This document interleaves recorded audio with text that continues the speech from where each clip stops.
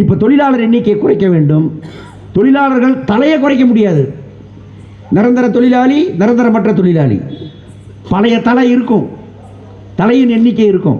ஆனால் இவன் சம்பளத்தை விட மிக குறைவான சம்பளத்தில் அடுத்தவனை எடுப்பான். இதுக்கு மேலே குறைக்கிறது சிரமம்னா விஆர்எஸ்மா அந்த கத்தியை தூக்குவோம். அந்த கத்தியை தூக்கிட்டு இவ்வளோ காசு தர ஓடி போயிரு, அதெல்லாம் போக முடியாது. அப்படியா, நீ போன வருஷம் 10 நாள் ஆப்சண்ட்டு, அப்படியா உனக்கு உடம்பு சரியில்லை, பிபி, உனக்கு கண்ணு சரியில்லை, மெடிக்கல் கிரவுண்டில் அனுப்பிடுவேன். அப்படி அனுப்புனா ஒரு பைசாவும் கிடைக்காது. எப்படி வசதி?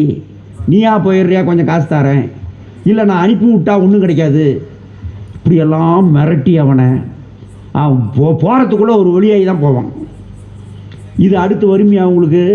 நீ அவுட் சோர்ஸின் தனியார் மையத்தை அனுமதித்து வேடிக்கை பார்த்தால், கான்ட்ராக்ட் என்பதை நீ அனுமதித்து வேடிக்கை பார்த்தால், நிரந்தர தொழிலாளிகளின் வேலையை பறிப்பதற்கு பல வழிகள் அவர்களிடம் இருக்கிறது.